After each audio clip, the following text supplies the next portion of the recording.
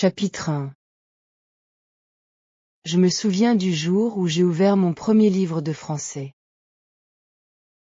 C'était un samedi matin. J'avais du café chaud sur la table. La lumière entrait par la fenêtre. Tout semblait calme. Je pensais que ce serait un bon moment pour commencer. Je voulais apprendre le français depuis longtemps. J'avais vu des films français. J'avais entendu la langue dans des chansons.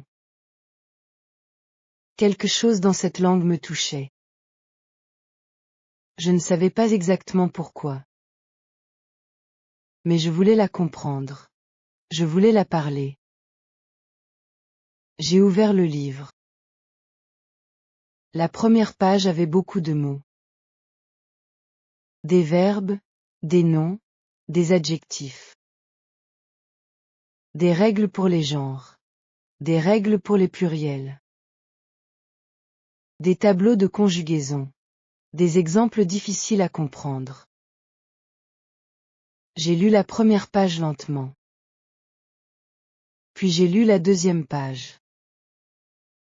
À la troisième page, je me sentais déjà fatiguée. Ce n'était pas la fatigue du corps. C'était une autre fatigue. La fatigue de l'esprit quand il reçoit trop d'informations en même temps. Je regardais les mots et je pensais, par où est-ce que je commence? Quel mot est important? Quelle règle vient en premier? Je ne savais pas. J'ai fermé le livre. J'ai bu mon café. J'ai regardé par la fenêtre. Peut-être que le français était trop difficile pour moi. Peut-être que certaines personnes pouvaient apprendre les langues facilement, et d'autres non. Peut-être que j'étais dans le deuxième groupe. Mais je n'ai pas abandonné ce jour-là. Pas encore. J'ai essayé autre chose. J'ai cherché des vidéos sur Internet. Il y en avait des centaines.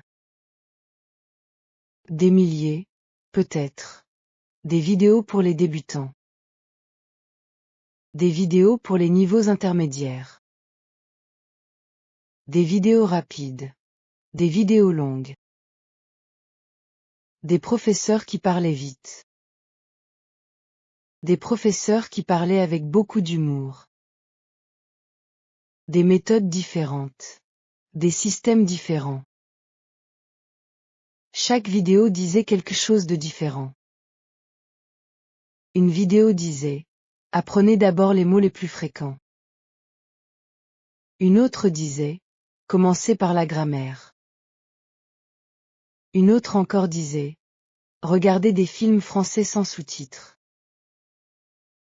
Une autre disait, parlez dès le premier jour. Je ne savais pas qui écouter. Alors j'ai essayé un peu de tout. J'ai regardé des vidéos de grammaire. J'ai fait des listes de vocabulaire. J'ai essayé d'écouter une chanson française et de comprendre les paroles. J'ai copié des phrases dans un cahier.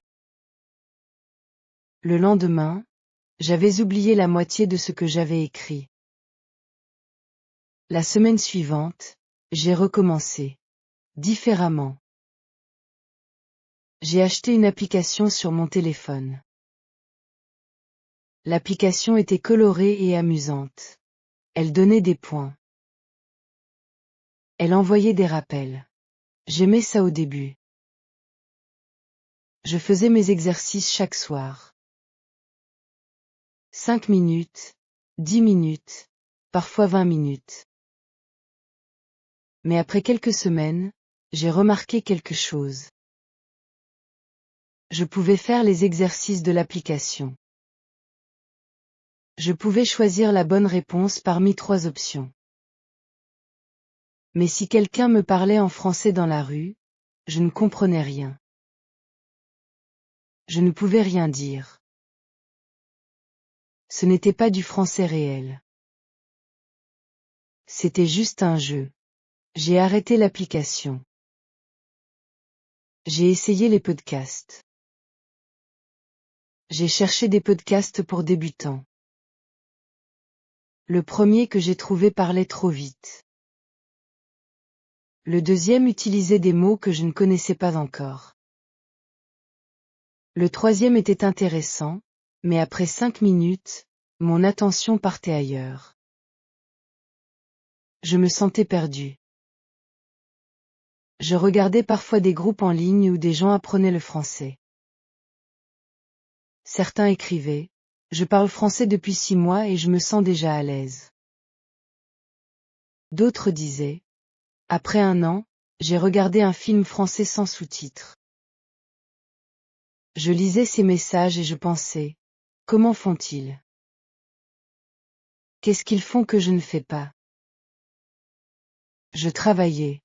J'avais une vie chargée. Le matin, je préparais mes affaires. La journée passait vite. Le soir, j'étais fatigué. Trouver du temps pour le français était déjà difficile. Et quand je trouvais ce temps, je ne savais pas comment l'utiliser. Certains soirs, j'ouvrais mon cahier. Je regardais mes notes. Des listes de verbes. Des règles de grammaire. Des phrases copiées d'un livre. Tout cela semblait déconnecté. Chaque chose était séparée des autres. Il n'y avait pas de lien.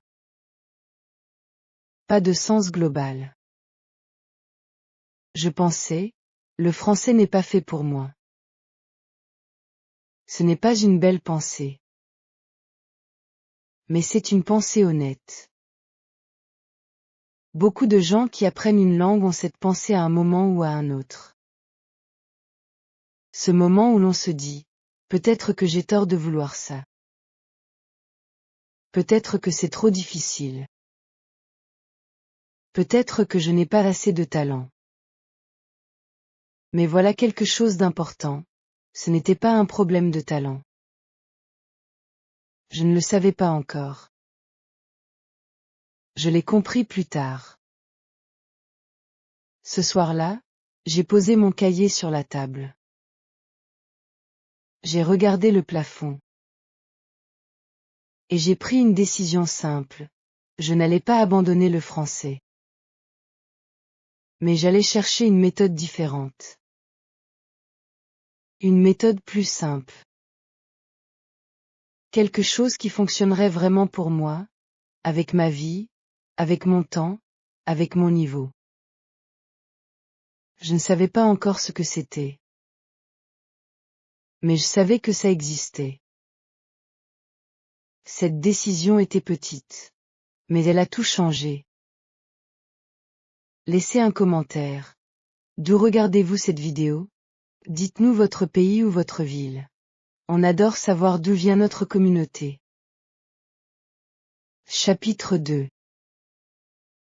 Le problème n'était pas le français. C'était ma façon d'apprendre. Je comprends ça maintenant. Mais à cette époque, je ne voyais pas clairement. Je pensais que si je travaillais plus, si j'étudiais plus longtemps, si je trouvais le bon livre ou la bonne vidéo, tout deviendrait clair. Alors j'ai continué à chercher. Et j'ai continué à faire les mêmes erreurs.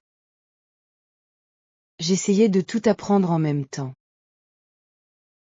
La grammaire française est grande.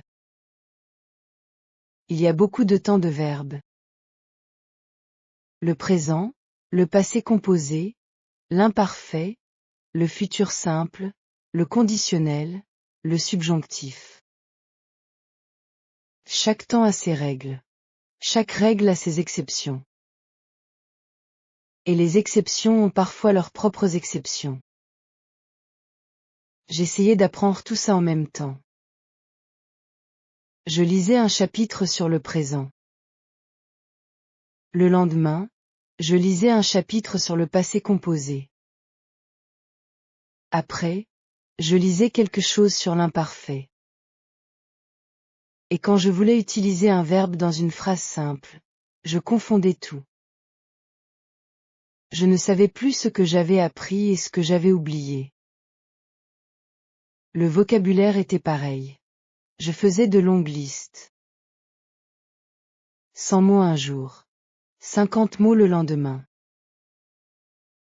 Je les écrivais, je les relisais, je pensais que je les savais. Mais 3 jours plus tard, ils étaient partis. Comme si mon cerveau avait décidé que ces mots n'étaient pas importants. Et peut-être qu'il avait raison. Parce que j'apprenais des mots sans contexte. Un mot seul, sans phrase autour, sans situation, sans raison de l'utiliser, c'est difficile à garder dans la mémoire. Le cerveau aime les connexions. Il aime comprendre pourquoi quelque chose est utile. Quand il ne comprend pas l'utilité d'un mot, il l'oublie rapidement. Je ne savais pas ça à ce moment-là. J'ai aussi essayé d'écouter des podcasts difficiles. J'avais lu quelque part que pour apprendre une langue, il fallait s'immerger. Écouter beaucoup. Écouter tout le temps. Alors j'écoutais des émissions de radio française pendant mes trajets. Je ne comprenais presque rien. Un mot ici, un mot là. Quelques chiffres parfois. Mais le reste était du bruit. Ce n'était pas agréable. Ce n'était pas utile non plus. L'immersion fonctionne quand le niveau est assez haut pour comprendre quelque chose. Quand on est débutant, écouter quelque chose de très difficile ne développe pas la compréhension. Ça développe seulement la frustration. Mais je continuais. Parce que j'avais lu que c'était la bonne méthode. Il y avait aussi la pression des autres apprenants.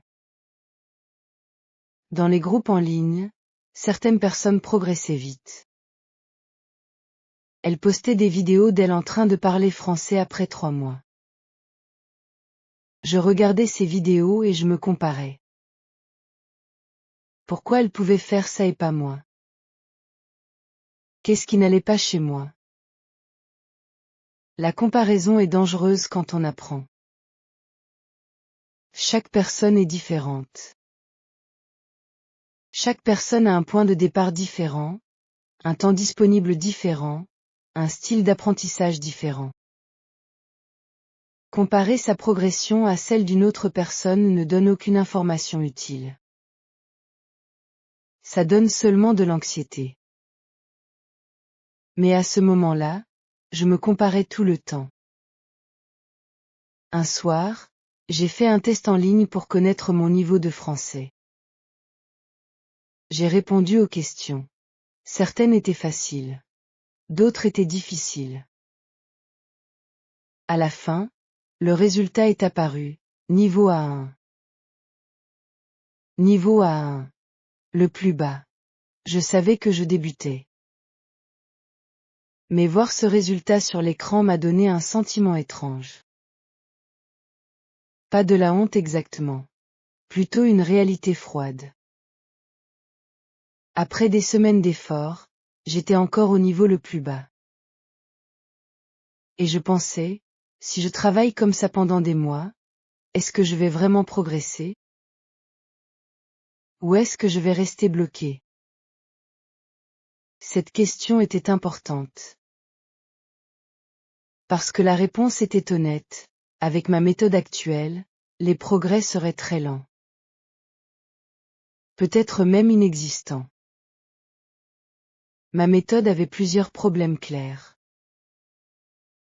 Premier problème, je n'avais pas de priorité. J'essayais tout. La grammaire, le vocabulaire, l'écoute, la production, la lecture, tout en même temps, sans ordre logique. Deuxième problème, je n'étais pas régulier. Certaines semaines, j'étudiais beaucoup. D'autres semaines, je n'ouvrais pas mon cahier. Cette irrégularité détruisait les progrès accumulés. Troisième problème, j'apprenais des choses abstraites, pas du français réel. Des règles de grammaire sans contexte. Des mots sans phrase. Des listes sans situation concrète. Quatrième problème, j'avais peur de parler. Chaque fois que je voulais dire quelque chose en français, une voix dans ma tête disait « Tu vas faire une erreur. Tu vas avoir l'air stupide. » Alors je me taisais. Et sans parler, on ne progresse pas vraiment. Ces 4 problèmes travaillaient ensemble contre moi. J'avais besoin d'un changement complet. Pas seulement d'une nouvelle ressource ou d'un nouveau livre. Un changement de façon de penser l'apprentissage.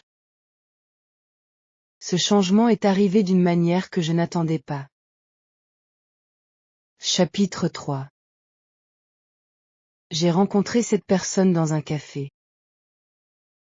Ce n'était pas une rencontre planifiée.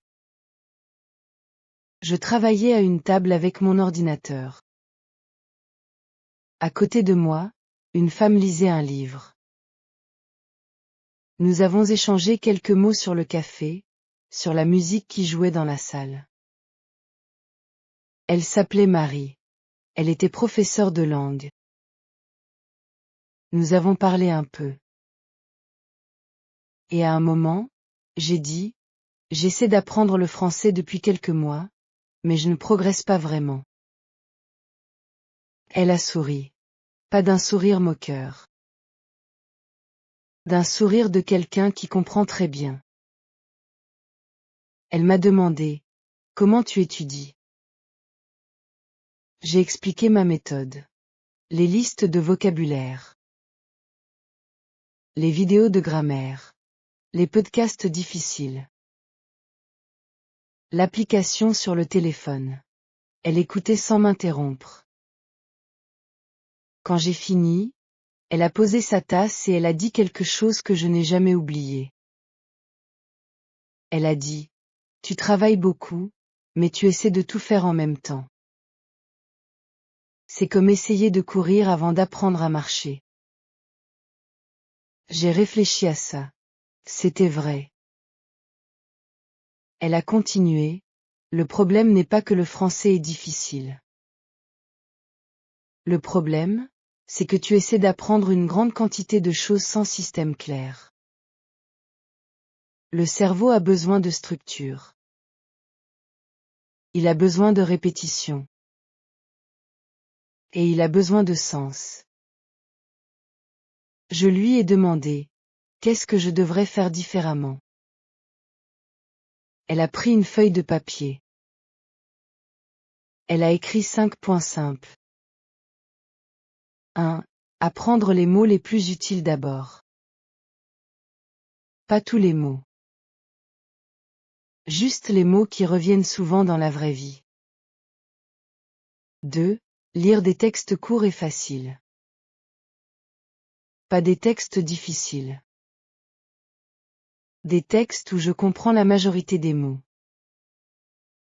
Peut-être 80 ou 90%. 3. Écouter du français lent et clair. Pas des émissions de radio rapide. Du français fait pour les apprenants, ou des podcasts à vitesse lente. 4. Pratiquer des phrases simples et répétées. Pas des structures complexes. Des phrases de la vraie vie, utilisées encore et encore. 5. Travailler un peu chaque jour. Pas 1 heure une fois par semaine. 15 minutes chaque jour valent mieux que 2 heures une fois par semaine. J'ai regardé cette feuille. C'était simple. Très simple. Et c'est pour ça que j'avais du mal à y croire au début. Je pensais qu'apprendre une langue demandait quelque chose de compliqué. Une grande stratégie. Un système sophistiqué. Mais Marie m'a dit, la simplicité est la clé.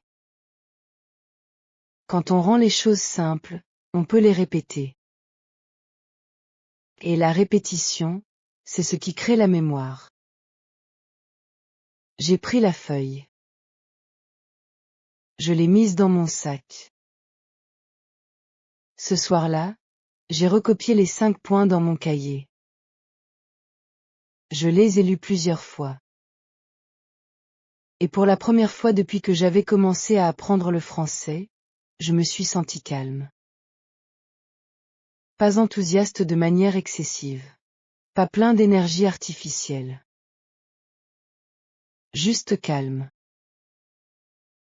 Comme quand on trouve la bonne route après avoir été perdu pendant longtemps. Le lendemain matin, j'ai commencé différemment. J'ai cherché une liste des 500 mots français les plus fréquents. Ces mots représentent une grande partie du français parlé et écrit au quotidien. Si je connaissais ces mots, je pouvais comprendre beaucoup de situations. Pas tout, mais beaucoup. J'ai commencé par les 10 premiers mots. Pas 100, pas 50. 10, je les ai lus. J'ai essayé de les utiliser dans des phrases simples. J'ai écrit ces phrases dans mon cahier. J'ai relu mes phrases le soir. Le lendemain, j'ai vérifié si je me souvenais encore des mots. La moitié était encore là. L'autre moitié avait besoin d'être revue. Ce n'était pas parfait, mais c'était honnête. Et c'était gérable. J'ai aussi trouvé un podcast fait pour les débutants. Le présentateur parlait lentement. Il expliquait chaque expression. Il répétait les phrases importantes plusieurs fois. Après quelques épisodes, j'ai remarqué que je comprenais quelque chose. Pas tout, mais quelque chose. Ce sentiment était nouveau.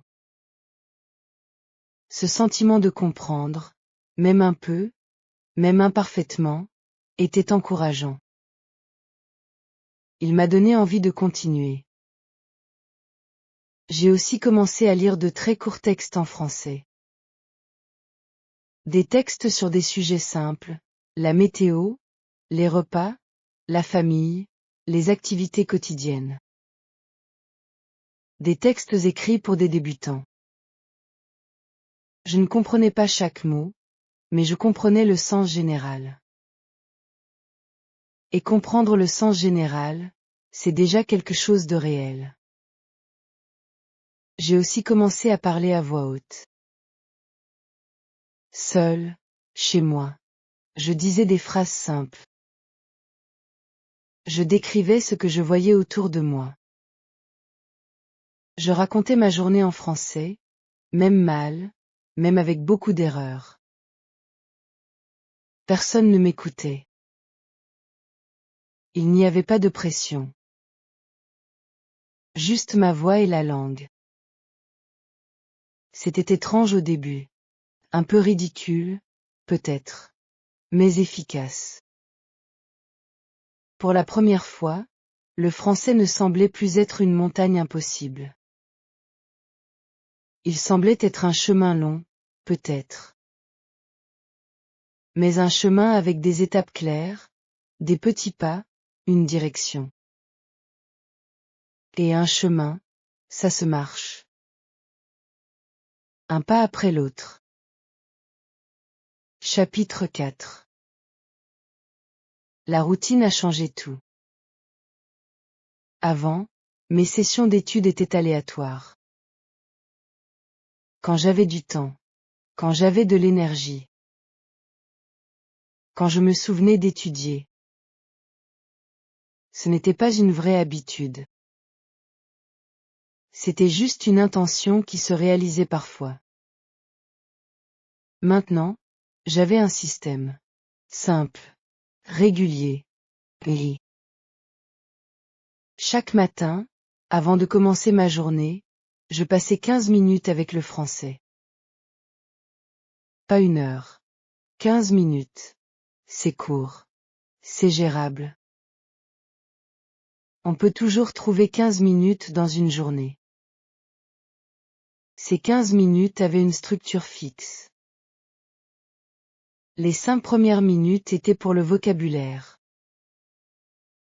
Je révisais les mots que j'avais appris les jours précédents. Et j'ajoutais 5 nouveaux mots.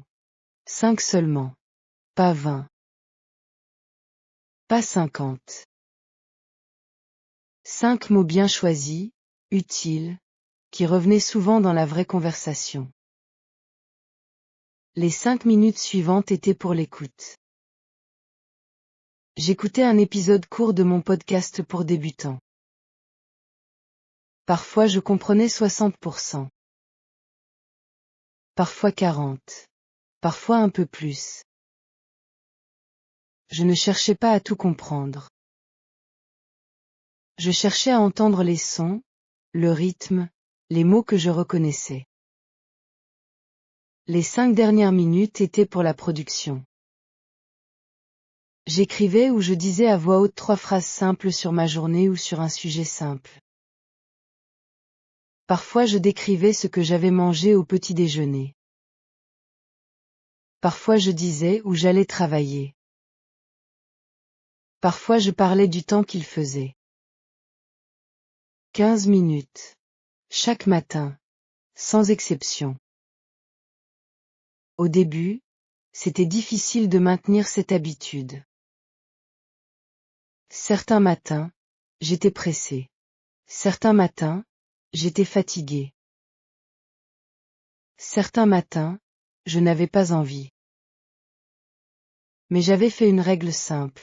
Même si je n'avais pas envie, même si j'étais fatigué, je faisais au moins 5 minutes. 5 minutes, c'est toujours possible. Et souvent, une fois que je commençais, je continuais plus longtemps. Parce que le plus difficile, c'est de commencer. Une fois qu'on est lancé, ça coule.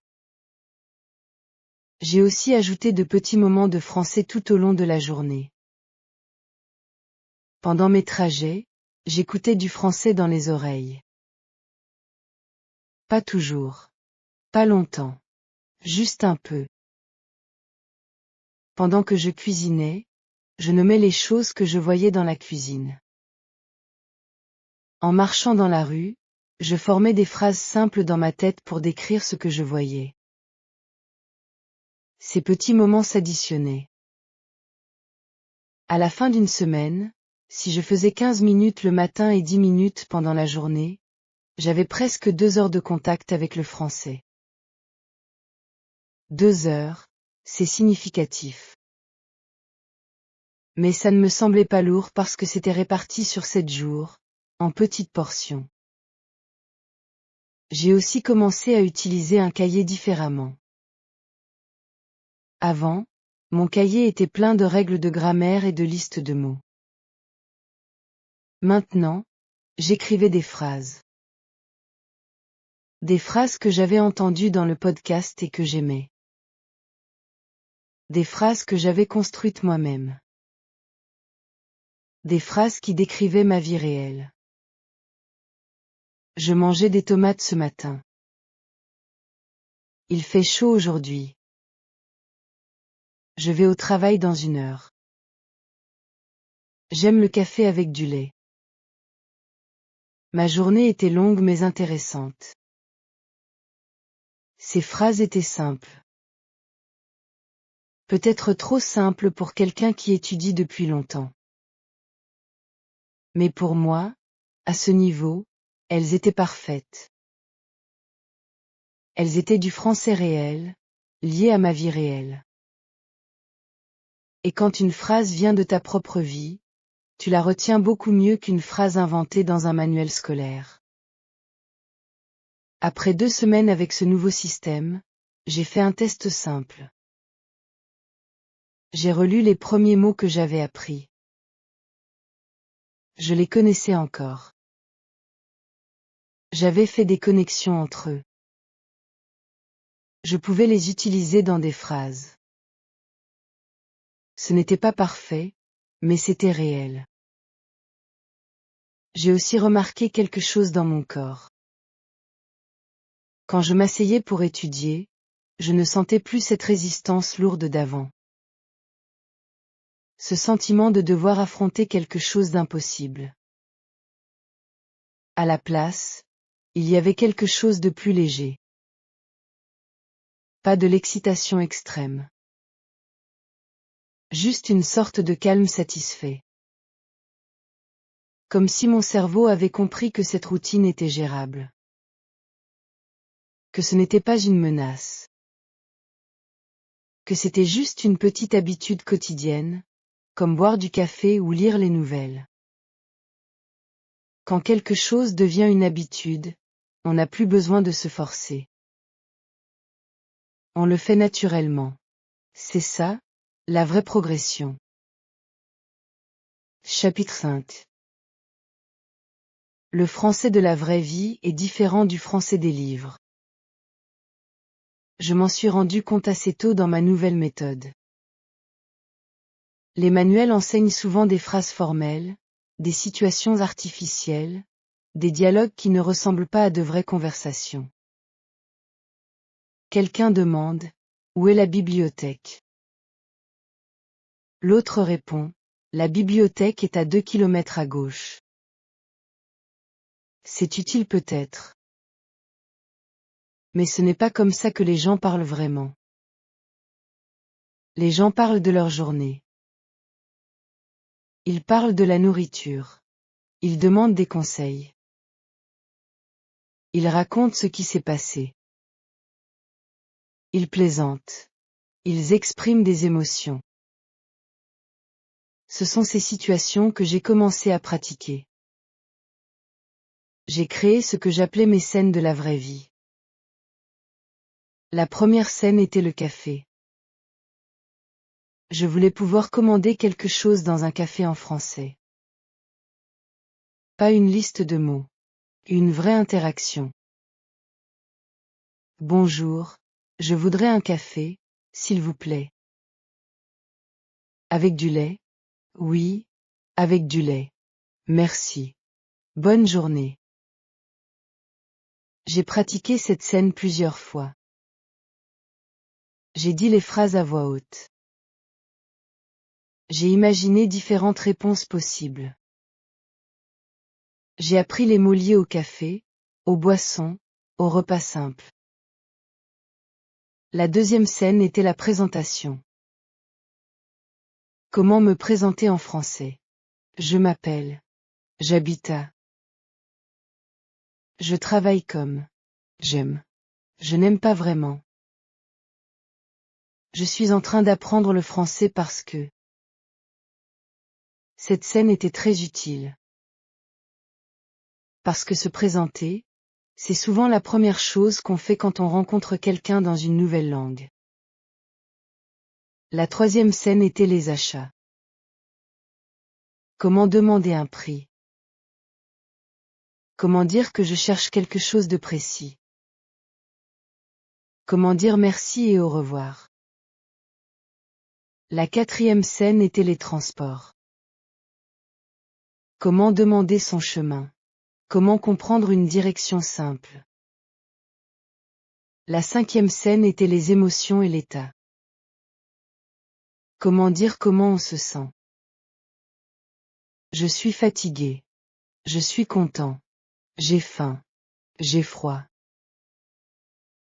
Je me sens bien. Ces 5 scènes couvraient une grande partie des situations quotidiennes. Et parce que je les pratiquais régulièrement, les phrases devenaient automatiques.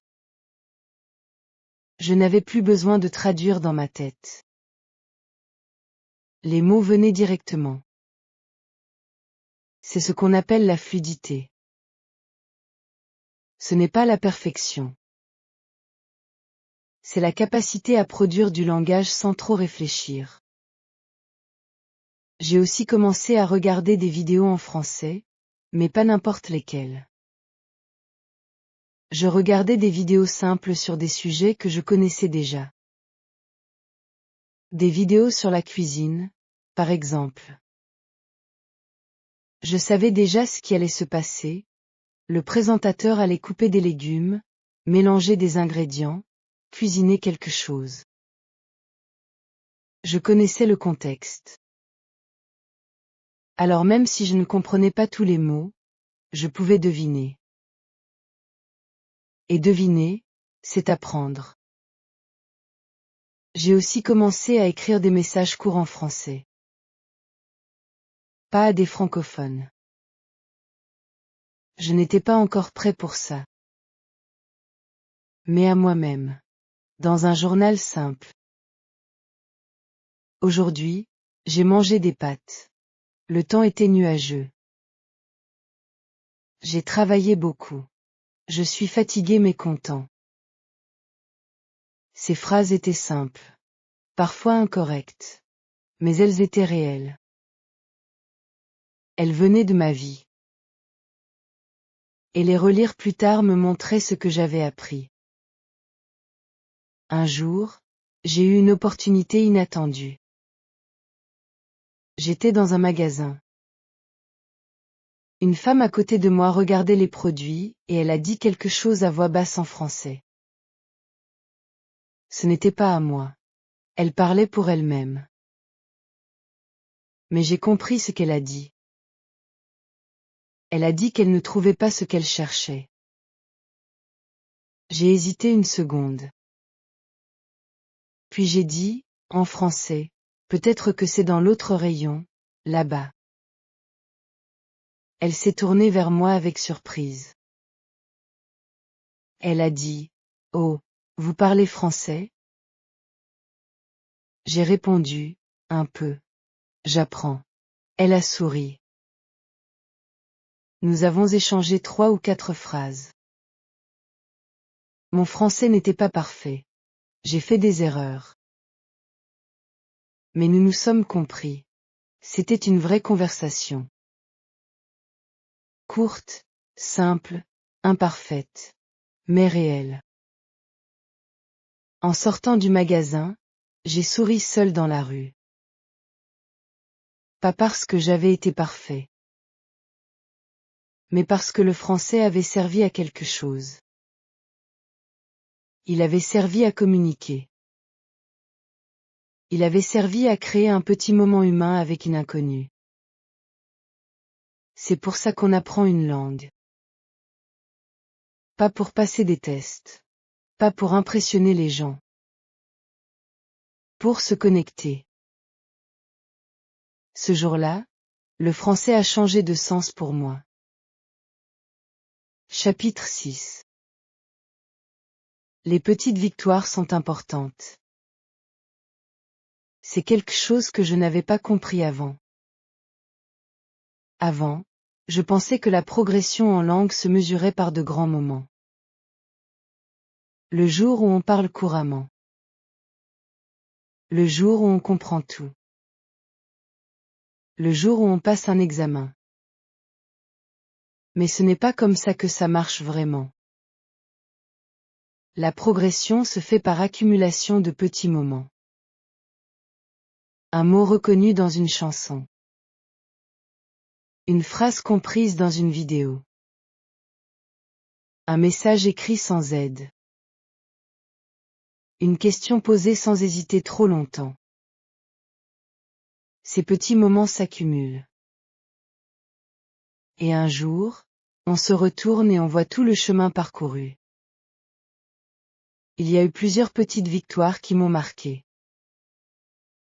La première, j'écoutais mon podcast habituel et j'ai réalisé que je n'avais pas regardé la transcription. J'avais écouté l'épisode entier et j'avais compris l'idée principale sans aide. Pas chaque mot.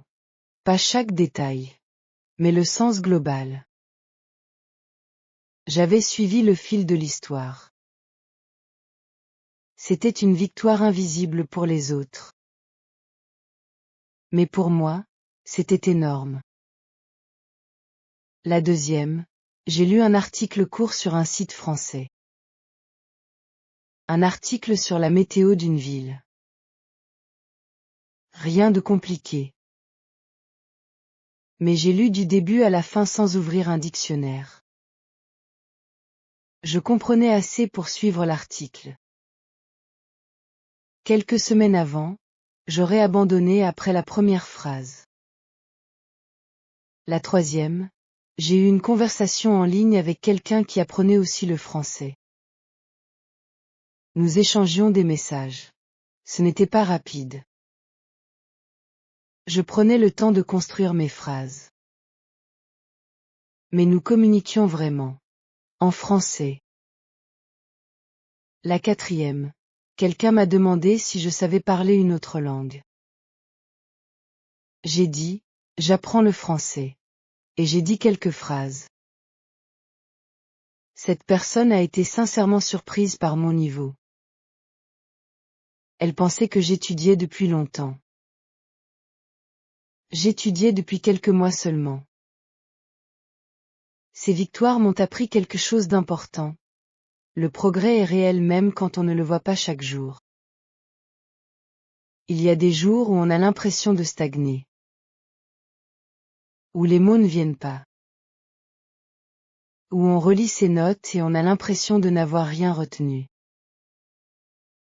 Ces jours-là, il faut continuer quand même. Parce que le cerveau travaille même quand on ne le voit pas. Il organise les informations. Il fait des connexions. Il prépare la prochaine étape. La régularité crée les résultats invisibles qui deviennent visibles plus tard. J'ai aussi commencé à noter mes victoires. Pas les grandes. Les petites. Dans mon cahier, j'avais une page spéciale. Chaque fois que quelque chose de positif arrivait, je l'écrivais.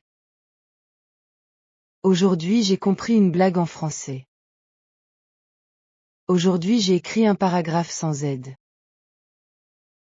Aujourd'hui j'ai tenu une conversation pendant 5 minutes. Ces notes m'aidaient les jours difficiles. Quand je me sentais découragé, je relisais cette page.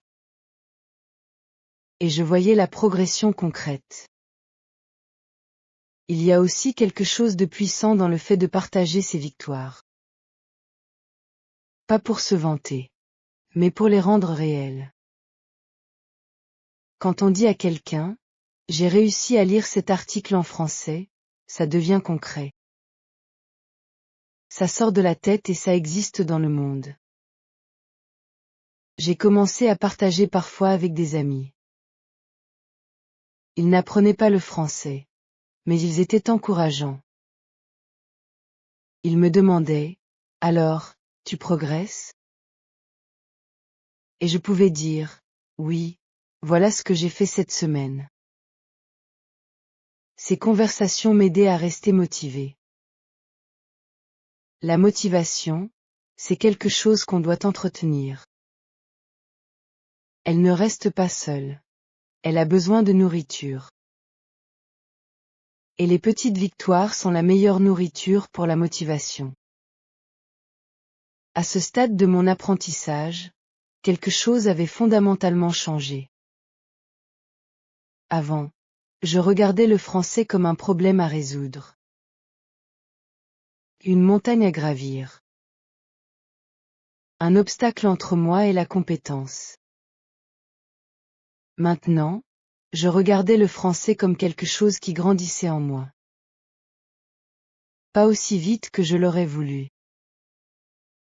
Pas parfaitement. Mais régulièrement, honnêtement, réellement. Et ça, c'était suffisant. Chapitre 7.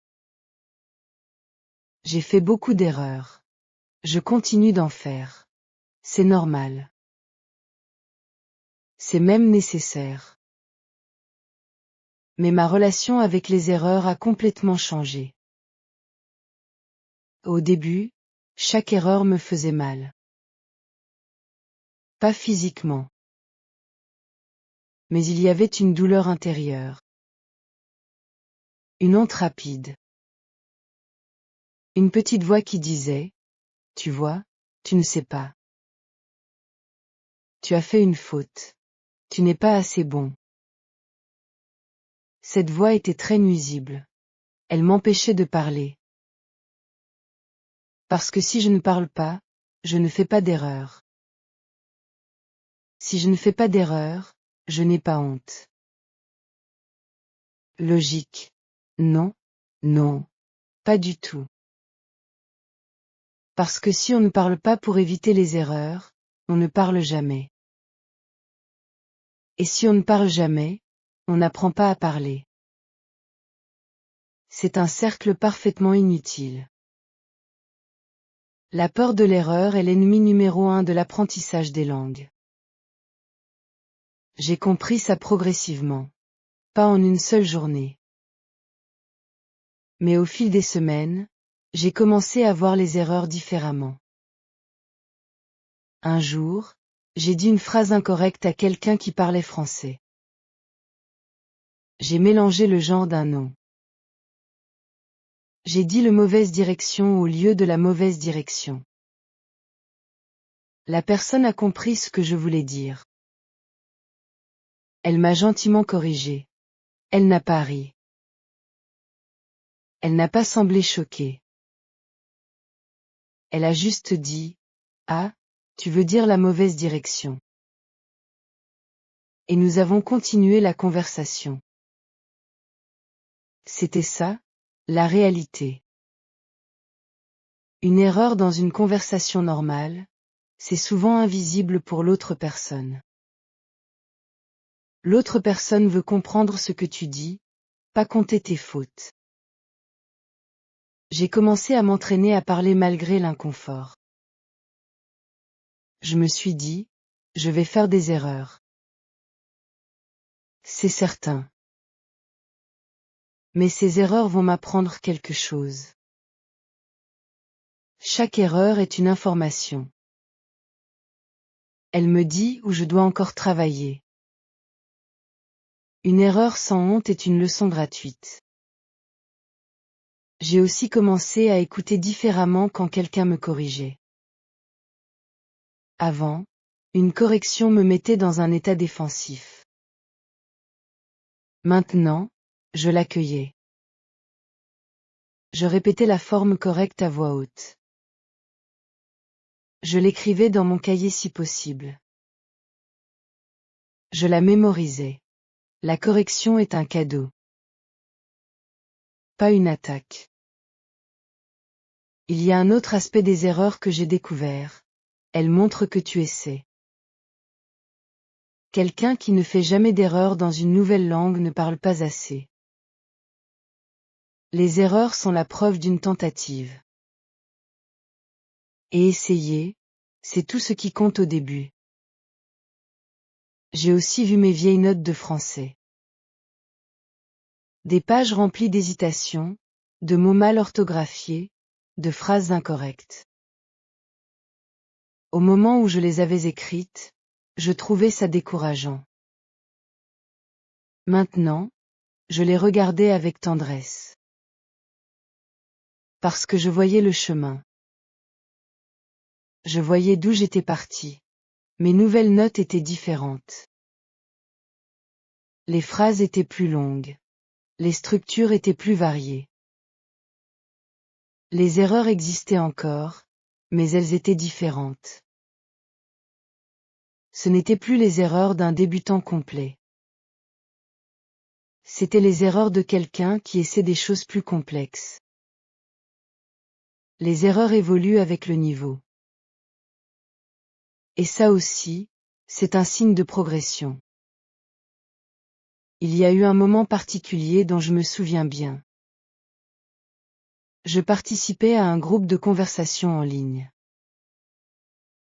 Plusieurs personnes qui apprenaient le français ensemble. On parlait d'un sujet simple, les habitudes du week-end. J'ai commencé à parler. Ma phrase était longue. Je me suis perdue au milieu. J'ai recommencé. J'ai fait une erreur de conjugaison. J'ai ri de moi-même. J'ai dit, pardon, je recommence.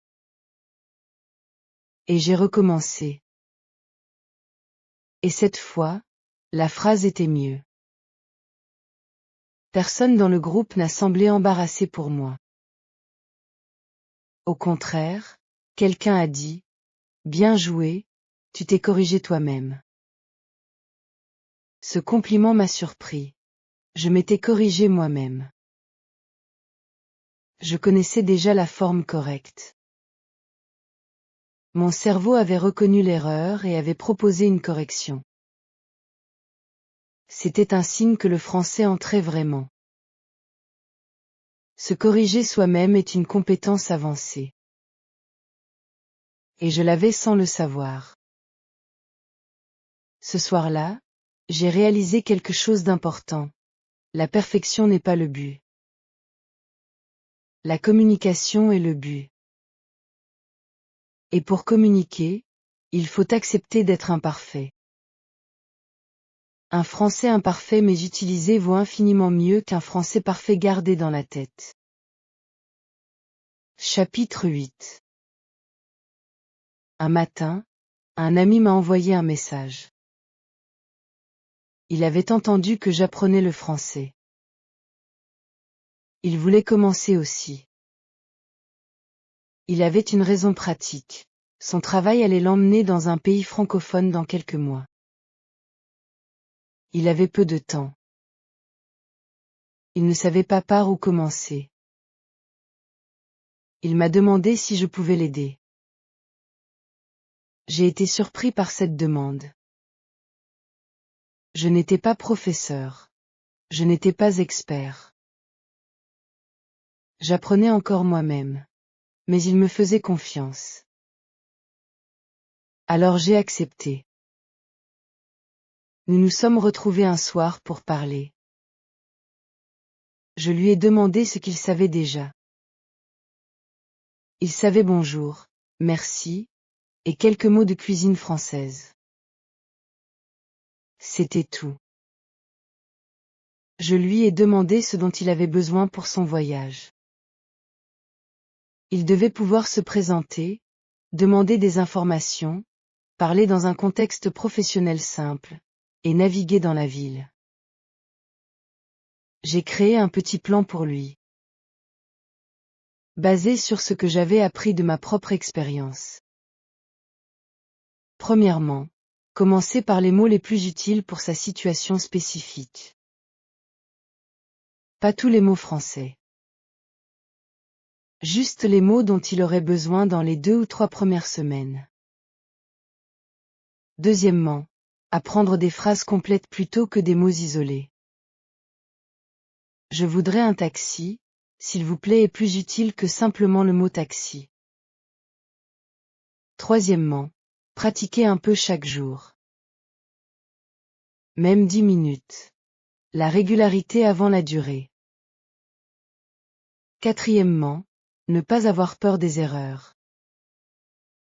Dans un contexte professionnel, les gens apprécient l'effort. Essayer en français, même imparfaitement, crée de la bonne volonté. Cinquièmement, écouter du français simple tous les jours. Pour habituer l'oreille au rythme et au son. Mon ami a écouté attentivement. Il a posé des questions. Et à la fin, il a dit, c'est beaucoup plus simple que ce que je pensais. C'est exactement ce que j'avais ressenti quand Marie m'avait donné ses conseils. Nous avons commencé à travailler ensemble. Une fois par semaine, nous nous retrouvions pour pratiquer. Je jouais le rôle d'un collègue francophone. Il essayait de communiquer. Quand il faisait des erreurs, je le corrigeais doucement. Quand il réussissait, je lui disais clairement. Voir quelqu'un d'autre apprendre était une expérience étrange et belle. J'observais les mêmes difficultés que j'avais eues. La peur de parler. L'envie de tout comprendre avant de dire un mot. La frustration de ne pas trouver le bon mot assez vite. Je reconnaissais tout ça. Et parce que je reconnaissais ses difficultés, je pouvais l'aider à les traverser. Je lui disais, c'est normal de ne pas trouver le mot. Continue la phrase autrement. Je lui disais, ne traduis pas mot à mot. Essaie d'exprimer l'idée générale. Je lui disais, les Français apprécient qu'on essaie. Ça crée une connexion. Chaque session, je voyais quelque chose de nouveau s'allumer dans ses yeux. Ce moment où un concept devient clair. Ce moment où une phrase qu'il avait pratiquée vient naturellement. C'était satisfaisant d'une manière que je n'avais pas attendue. Enseigner m'a aussi appris des choses sur ma propre compréhension du français. Quand on explique quelque chose à quelqu'un d'autre, on teste vraiment ce qu'on sait. Si on ne peut pas expliquer simplement, c'est qu'on n'a pas encore vraiment compris. Plusieurs fois, en essayant d'expliquer une règle ou une structure à mon ami, j'ai réalisé que je ne comprenais pas bien moi-même. Alors je cherchais, j'approfondissais, j'apprenais davantage. Aider les autres est une méthode d'apprentissage puissante. Mon ami est parti pour son voyage quelques semaines plus tard. Il m'a envoyé un message depuis là-bas.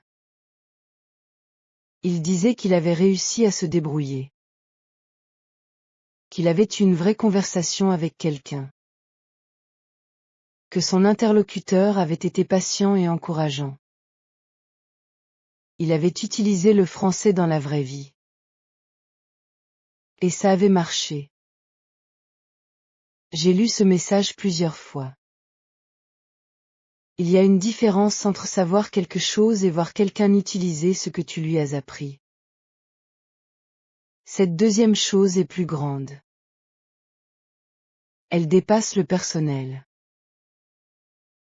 Elle te relie à une autre personne par quelque chose d'utile.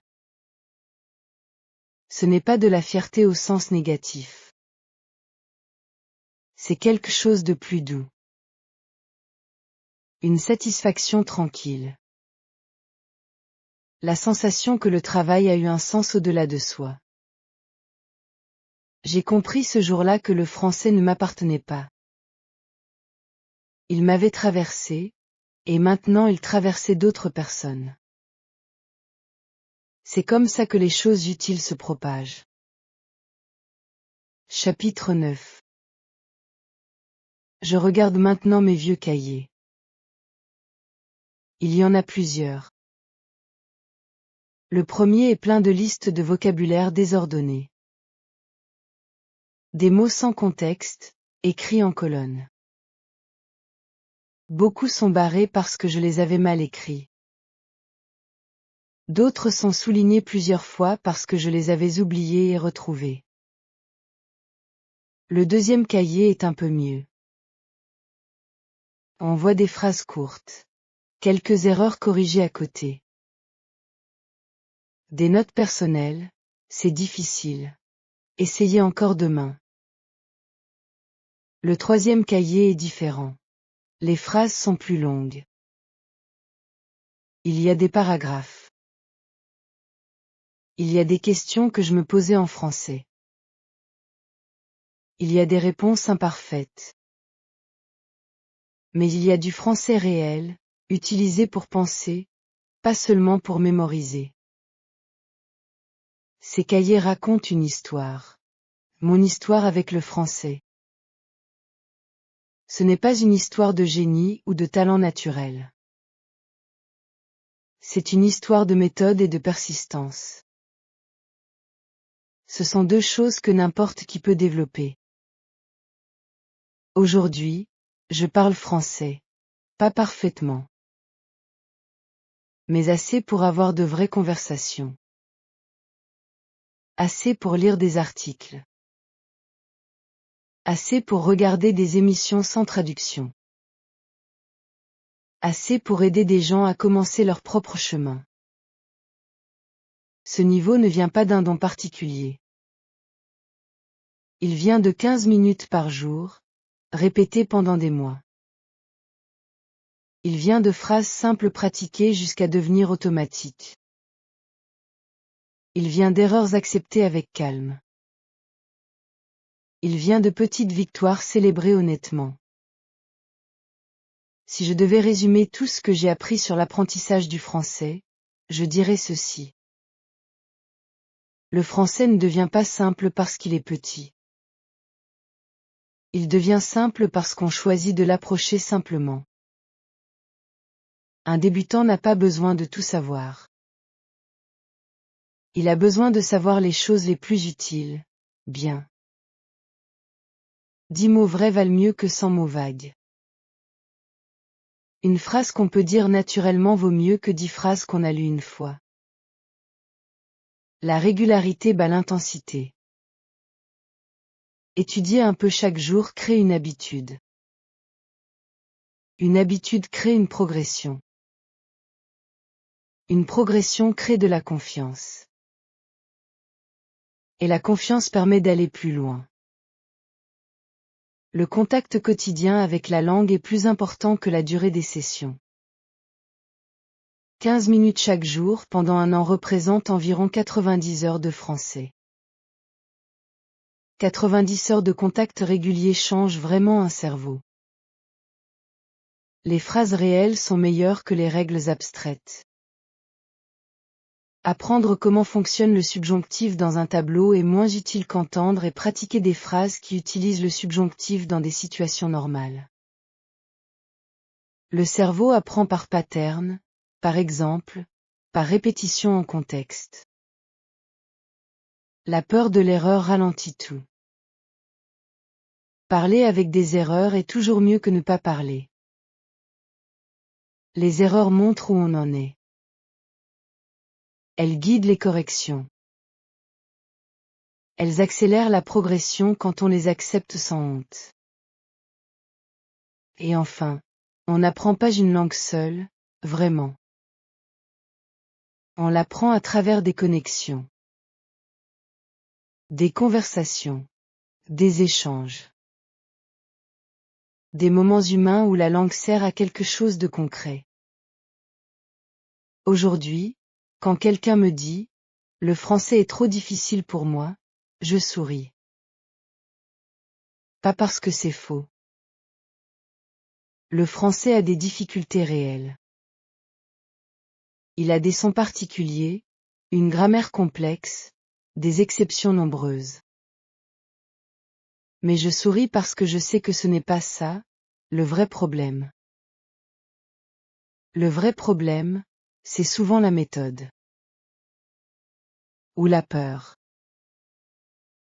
Ou l'attente de perfection avant même d'avoir commencé. Je leur dis, commence petit. Commence aujourd'hui. Apprends 5 mots utiles. Écoute quelque chose de simple. Dis une phrase à voix haute, même si personne n'écoute. Fais ça demain aussi. Et après-demain. Et dans quelques semaines, regarde en arrière. Tu verras quelque chose que tu ne pensais pas possible. Du chemin parcouru. Le français n'est pas une montagne qu'on escalade en une journée. C'est un chemin qu'on marche lentement, régulièrement, avec patience. Et chaque pas compte. Même les petits. Surtout les petits. Je m'en souviens chaque matin quand j'ouvre mon cahier et que j'écris quelques phrases en français. Pas parce que je dois le faire. Parce que c'est devenu une partie de qui je suis. Le français fait partie de moi maintenant. Pas comme quelque chose d'étranger que j'ai ajouté à ma vie. Comme quelque chose qui a grandi en moi, doucement, au fil des jours. Et ce sentiment-là, personne ne peut te l'enlever. Alors si tu es au début, si tu te sens perdu, si tu penses que le français n'est pas pour toi, continue. Simplifie. Reste régulier. Accepte les erreurs. Célèbre les petits progrès.